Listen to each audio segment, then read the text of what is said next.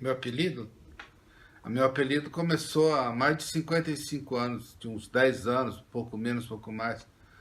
Foi lá no ginásio ainda, em Aguaí, e na televisão tinha o Jô Soares, ele fazia um personagem que ele era um detetive francês.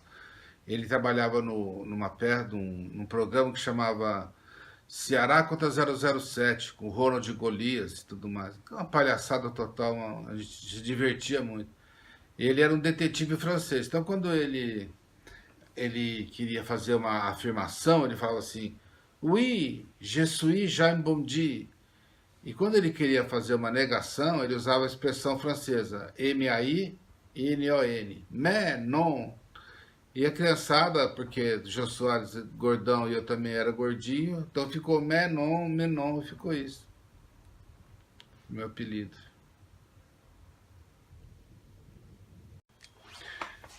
Não, é o seguinte, quando eu terminei o colegial, naquele tempo, muitos anos atrás, 1971, a gente no interior não tinha muita opção. Ficava assim, ou eu vou ser médico, ou vou ser jornalista, eu vou ser médico, engenheiro ou advogado.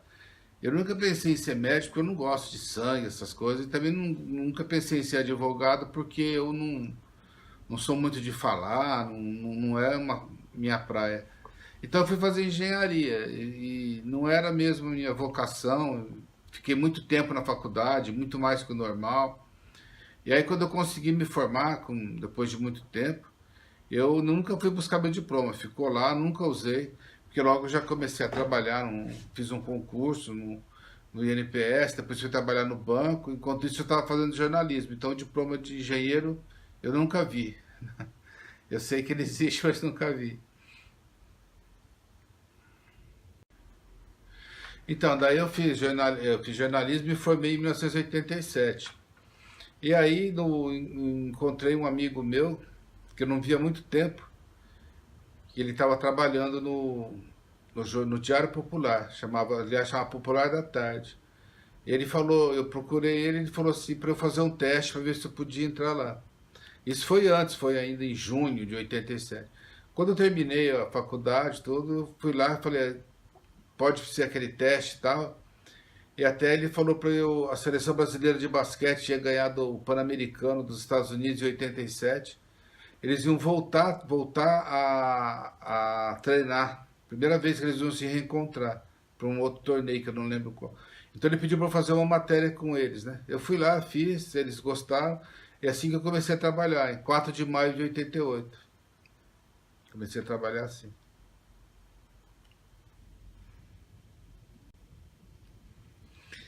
Bom, eu trabalhei na Trivela através de um convite do Caio Maia, um grande jornalista, um cara que é um chefe, assim, um empreendedor. Ele faz de tudo para fazer bom jornalismo, mesmo hoje em dia que os grandes empresários estão demitindo tudo, ele fez de tudo para manter a Trivela e mantém até hoje. Eu trabalhava no jornal Agora e o Caio Maia lançou a revista ESPN. Ele me perguntou se queria trabalhar lá. Eu falei que não dava, porque estava difícil, a questão salarial, tudo. Aí ele fez um sacrifício e me contratou como repórter, ganhando como editor. E foi legal, daí na revista ESPN, eu também fazia um site na revista Trivela. No site da Trivela eu também fazia um blog, né? No site da Trivela eu fazia um blog.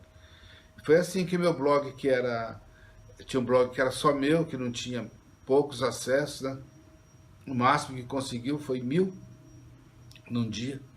Aí eu fui para a Trivela, ele foi crescendo, crescendo, e da Trivela ele foi para o UOL. Então eu gosto muito da Trivela, tenho muitas lembranças legais do pessoal lá, do meu amigo Biratã, do Caio Maia, de todo mundo lá.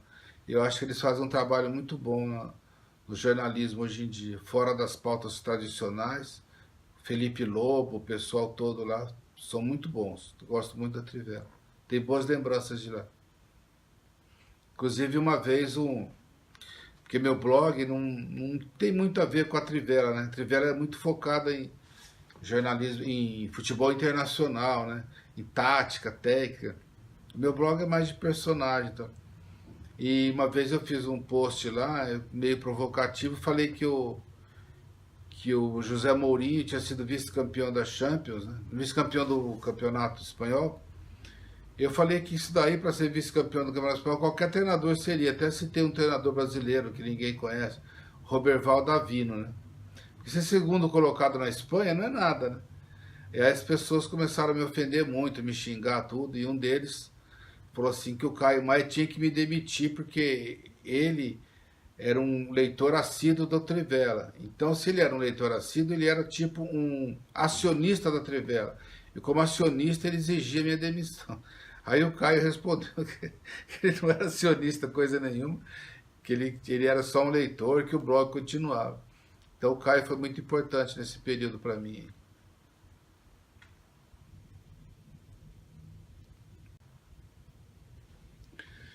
Então, meu blog estava na Trivela e a Trivela tinha um convênio com o UOL, assim, o UOL chamava as matérias. Tá?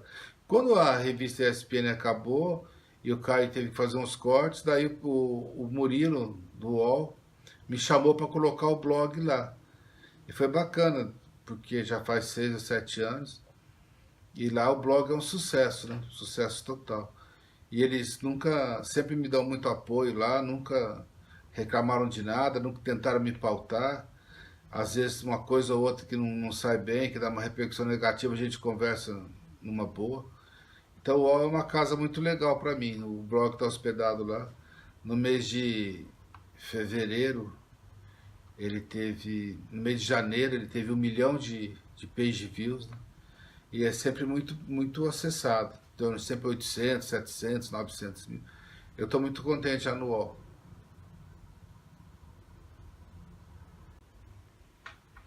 Bom, o Tricolor Celeste nasceu porque eu gosto muito dos jogadores uruguaios que jogaram no São Paulo desde os anos 70, que eu era garoto. E aí Pedro Rocha, Pablo Forlan, depois teve o Dario Pereira nos anos 80 e depois o Diego Lugano, né? Campeão do mundo em 2005. Aí resolvi fazer um livrinho sobre isso, contando como que eles chegaram, como que eles marcaram presença no São Paulo, até como caíram no agrado da torcida. A torcida do São Paulo hoje em dia, ela adora um uruguaio. Né? Até esse Gonçalo Carneiro que está jogando agora, o cara é ruim de bola, mas a torcida gosta dele porque é uruguaio. E o livro foi legal, foi fácil de fazer. Eu pesquisei, foi muito emocionante, né? Porque o seu Pedro Rocha já estava no início da doença que o matou, né? Estava muito mal, mas conseguimos falar com ele. Acho que foi a última grande entrevista dele. Aí o Dario Pereira foi muito receptivo, até no lançamento do livro ele foi, um cara muito legal. O Lugano também foi, fui na casa do pai dele em Canelones, né? Em 2009 eu fui assistir o jogo do Brasil e Uruguai e Montevidéu, acabei indo lá em Canelones, onde morava o pai dele. E, então foi bacana, foi bem legal. O Pablo Forlan fui na casa dele no Uruguai também, uma mansão, né? Tava lá a filha dele que sofreu um acidente de trânsito e é paraplégica, né? Ela tem uma fundação contra acidentes em trânsito. Né? Foi bem legal, conversei com a turma e recuperei, entrevistei muita gente, né? Que o livro cita. Foi um livro bem legal, eu gosto muito. Muita gente gosta desse livro, vendeu bastante. Tem um pouco ainda, eu acho, na editora Publisher, do meu amigo Renato Rovai.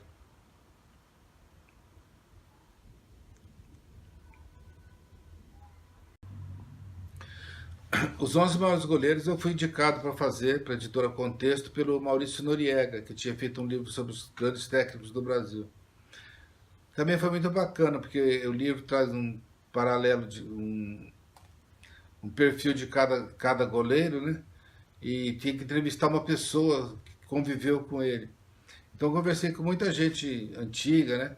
Conversei com o Pinheiro, por exemplo, o back do Fluminense, da seleção brasileira. A seleção brasileira de 54, né? Ele falou sobre o Castilho. Conversei com gente que conviveu com esses grandes goleiros. Foi bacana, foi muita pesquisa que eu fiz. Eu comecei a. Eu situei a partir de 1950, né? A partir de 1950, porque acho que antes seria até difícil pesquisar tudo e ficaria uma coisa muito assim. Não gosto muito quando se cria. lendas urbanas, né? Ficam falando muito Por exemplo, eu nunca acreditei naquelas bobagens que falam do Garrincha, que o Garrincha comprou um rádio na Suécia, chegou no Brasil, o rádio não falava sueco. Eu acho que é tudo são ironias, são uma gozação, são pessoas que nem merecem tanto desprezo, né? Então, a partir de 50 eu falei, peguei bem esses goleiros, acho que ficou bacana. Entrevistei alguns, pesquisei sobre outros, ficou legal. Meu maior ídolo no futebol foi o Garrincha, né? Eu acho que o Garrincha é o tipo do cara, o futebol dele, que ele desmistifica o futebol, porque o futebol hoje em dia é assim, tática, técnica, vamos analisar o adversário, mas o futebol, na sua essência, o que, que ele é? É um jogo de bola que 11 garotos lá faz um tijolo aqui, outro ali faz um gol, tenta ganhar do outro, né? Então esse lado lúdico do futebol, essa brincadeira, futebol como brincadeira, ressurge com o Garrincha, na minha opinião. Por isso que eu gosto, não tem muito compromisso, um grande jogador. É que eu vejo, por exemplo, no Maradona também, que é outro ídolo meu, né? Maradona é espetacular, o jeito dele jogar, tudo. Pessoas que transcendem o esquema, transcendem o futebol negócio, o futebol tática, futebol tudo isso, né? É um resgate do futebol infantil, do futebol brincalhão, né? É um esporte, mas é também brincadeira, né? Esse foi meu grande ídolo. Agora, também gostava muito dos uruguaios do São Paulo, né? O Pedro Rocha e o Pablo Forlan. Isso na 17, 18 anos eu era muito fã deles, né? Jogadores espetaculares, assim. Principalmente o Rocha. O Forlan muito raça, né? Então eu sempre gostei deles, mas futebol mesmo sempre gostei foi do Garrincha.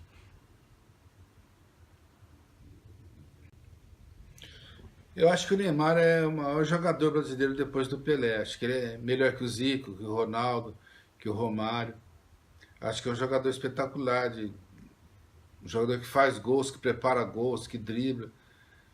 Agora, eu acho que o que atrapalha o Neymar é o outro ego do Neymar, né? O outro ego, não. O alter ego do Neymar, que é o Neymar celebridade, né? Eu acho que ele não consegue separar, ele quer aparecer muito, festas e festas, eu acho que não é discreto. Eu acho que isso atrapalha o rendimento dele, né? Enquanto essa obsessão por ser o melhor do mundo, né? Trocar o Barcelona pelo PSG, o time sem camisa, sem nada, né? Então eu acho que isso. E o Neymar é um cara. Eu acho que ele não sabe ganhar, não sabe perder. Quando ele ganha, ele ironiza os outros. Quando ele perde, ele dá piti, dá chilique, né? Então eu acho que esse lado Neymar pessoa atrapalha muito até o julgamento dele como jogador. Como jogador eu acho ele espetacular, né? Que é o melhor que o Brasil já teve depois do Pelé.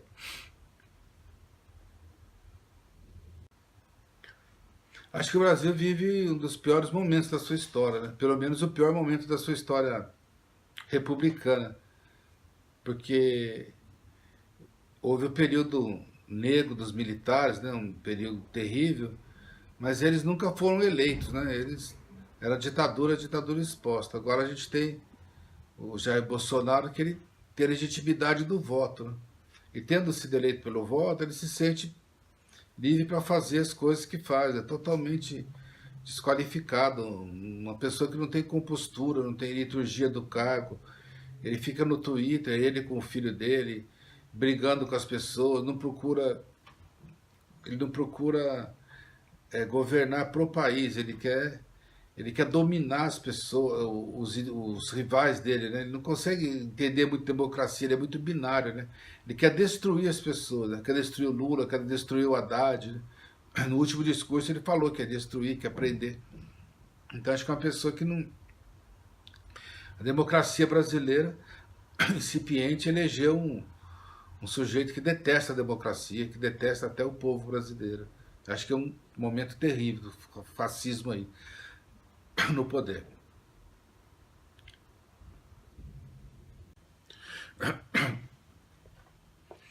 Eu acho Luiz Inácio o maior brasileiro de todos os tempos. Eu acho que isso já simplifica tudo. É uma pessoa, uma inteligência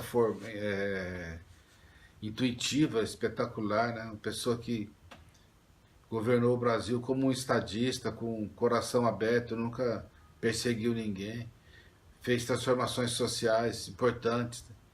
É lógico que seria legal ainda se ele fosse mais radical, né? Tivesse lutado para manter o seu legado, né? Mas ele, tão democrata que é, não tentou voltar, né? Deixou a Dilma fazer os 2 mandatos, tá? E foi perseguido pelas pessoas que mandam nesse Brasil desde o seu descobrimento, né? Ele não é nenhum revolucionário, não é. O pouco que ele fez num país civilizado seria aplaudido, né? No Brasil ele gerou ódio nos poderosos aí. Ele é mais reconhecido no mundo do que pela chamada classe média brasileira, essa elite brasileira cretina.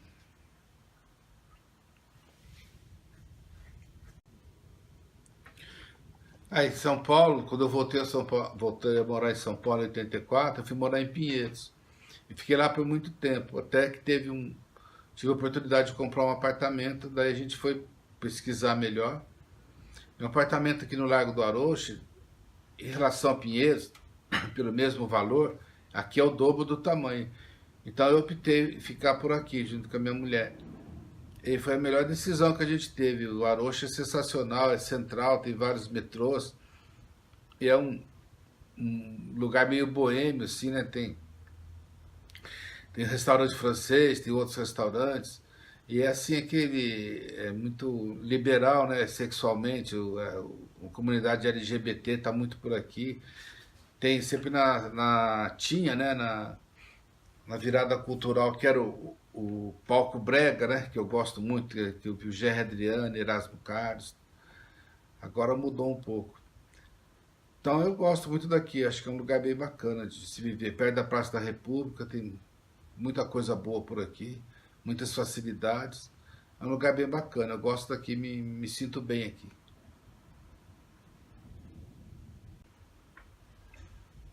Meus avós, por parte do meu pai, são Adolfo Simo, um alemãozão lá, e a dona Geni, Lázara Geni Silveira Simo.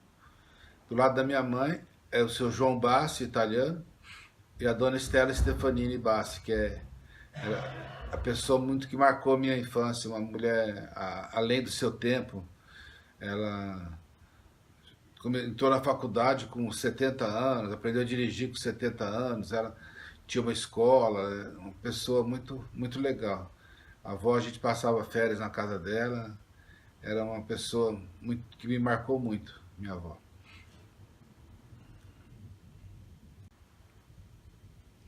Meu pai se chamava Luiz Carlos, era tipo, não digo uma homenagem, mas era por causa de Luiz Carlos Prestes, né? Homenagem nunca, porque meus avós eram bem de direita, bem reacionários.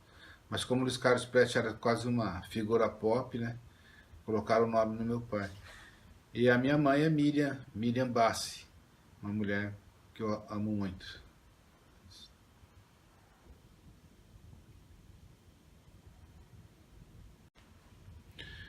Bom, ao contrário de hoje, a gente entrava na escola sem saber nada, né? A gente não sabia fazer a letra O usando um copo, a gente brinca, né? Então, quem me ensinou a ler foi a minha professora, minha primeira professora, Dona Hilda. Dona Hilda Vestes Castelo, que era prima do meu pai.